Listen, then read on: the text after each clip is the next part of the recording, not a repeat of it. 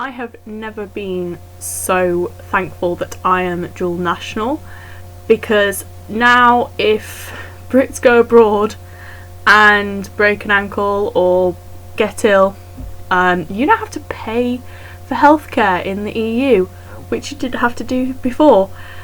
I don't have to, because I still have Italian citizenship. I'm still an EU citizen. I mean, we all are for the next 2 years at least. So that's something. It's going to take 2 years to leave and then a good 10 years to actually work out things. As my mum put it, 2 years for the divorce, 10 years to work out what to do with the kids.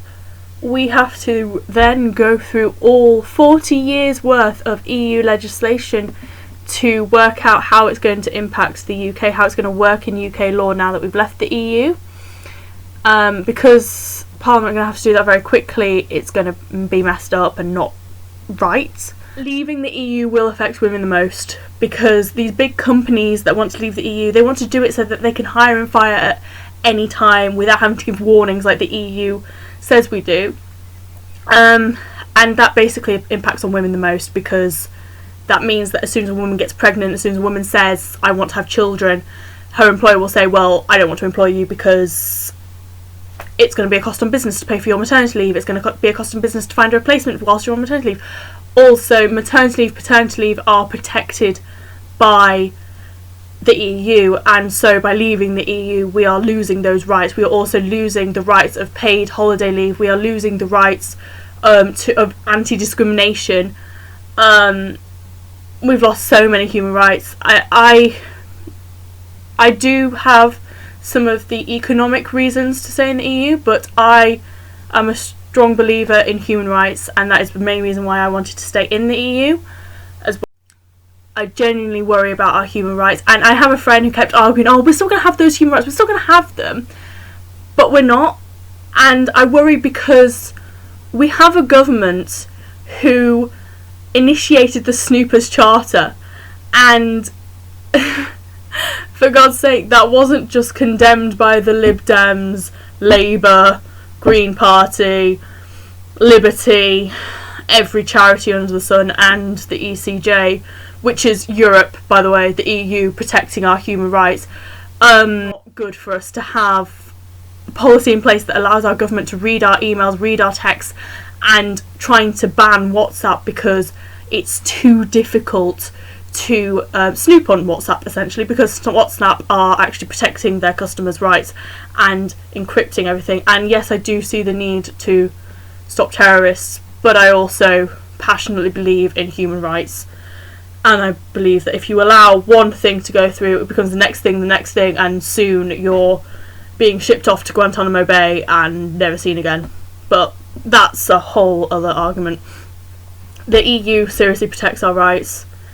The ECJ does not listen to big businesses. It doesn't see money and think, oh, we need to look after them because they're going to give us money. They look at big companies, and for Microsoft, for instance, go, well, you're breaking EU laws, we're going to fine you, and they did.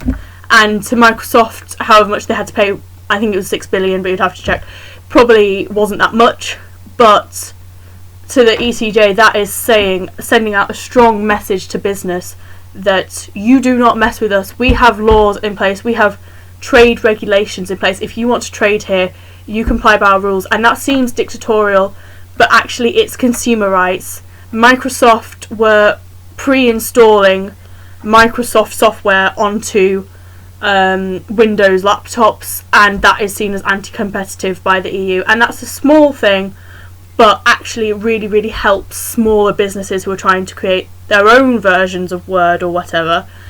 And that's the whole ethos of the EU, to have small businesses make it and to stop the big businesses from pushing them out. I really, really worry about what's going to happen to this country. I do not believe that 0.6% of GDP that we are spending on the EU will go to the NHS. The people who are saying it were not in government in the first place, so do not have the right to make that call. And the people they're also the people who are actively going against the NHS, saying that we should privatise the NHS. Do you seriously believe that Boris Johnson, Michael Gove, Ian Duncan Smith, Nigel Farage want to protect the NHS? Yes. It's naivety. It's really, it's nobody's fault. It's the Leave campaign spouting nonsense. I love the EU, and I really do believe in the peace it's trying to bring about, in the ethos for business and the rights it's trying to protect, but I do genuinely find problems with it.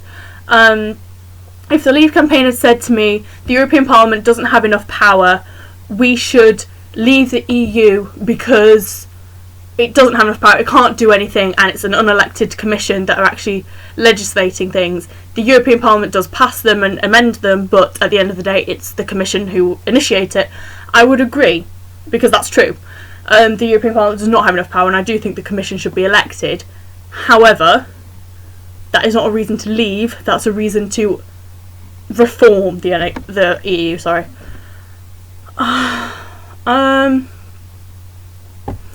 I can't believe people have been swayed by the xenophobia that has been created by the Leave campaign, and not everybody voting Leave is xenophobic.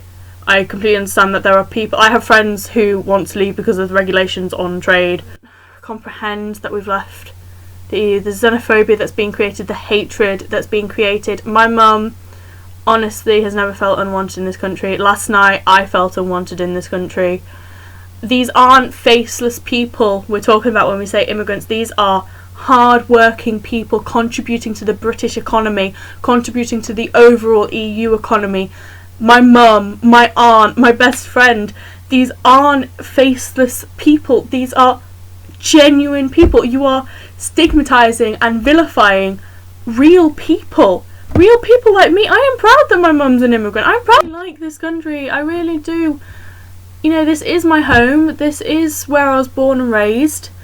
You know, I don't speak fluent Italian. I speak fluent English. I understand English slang. I don't understand Italian slang. This is my home, and I cannot believe that I'm actually thinking, well, I don't want to stay here anymore. I don't want to be in a country that's not part of the EU. I want to live in Italy, and if anybody knows what the government is like in Italy, you know how corrupt it is. And that just shows how much I value the EU, because I'd rather be there than here. I honestly think we've made a massive mistake, but I really, really hope that everything goes well for Britain and that we do pull our way out of this and do something. I mean, I've cried and screamed and yelled so much at my poor boyfriend, and I don't think people understand the implications of leaving the EU, not just on them in the long run, in terms of when they want to go on holiday, when they want to travel, when they want to do business. Doncaster, South Yorkshire in general, my hometown, we are below national GDP, so we get funding from the EU. That's what FARS is, and they're everywhere. I mean, I drive into town and I see about 3 different EU funded projects, EU funded workplaces, and yet 69% of Doncaster voted out of the EU. And I think that just shows the naivety to what benefits the EU brings to us. I'm glad that FARS was built before we left the EU and it's finished. I really, really hope that all these experts and history is wrong, that we don't crash and plummet. The pound has already dropped significantly overnight. Everyone keeps asking me for statistics, and I'm like, I don't know, go onto the BBC website. One of my biggest concerns is Russia, because out of every country, I mean, you've got to seriously think, when even China, right, let's think about this, China, a dictatorship, want us to stay in the EU, not because the EU is a dictatorship, but because they want to trade with us in the EU. Their trade agreements with us are part of the EU. Us leaving the EU means that they can't trade with us as easily. There is one big country who wants us to leave the EU. Which country is that? Oh yeah, Russia! Oh yeah, because they're lovely. They've got our best interests at heart. Yeah, they're totally not getting their Russian minority in Latvia and Lithuania to cause havoc and only stopping because of the EU. They're totally not taking over Crimea. They're not totally not trying to recreate the USSR. Honestly, and I don't want to blame Leavers, because it is falling into the trap that Leave set, and there are problems with the EU, but we shouldn't leave it, we should be reforming it. And now that 52% of us want to leave, we kind of have to. Tell me that she knows a load of lawyers, and this lawyer told her that his ex-company has prepared to have extra staff today because they are expecting a load of employers to call them up and say, we voted Leave, how do we destroy our workers' rights?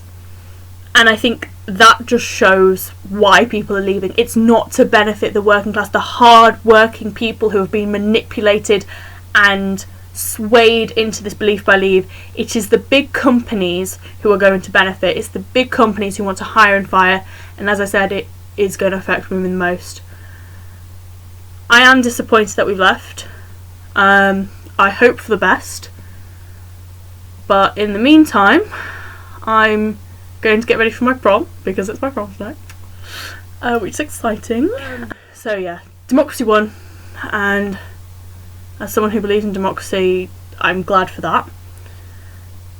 As someone who believes in human rights, I'm worried.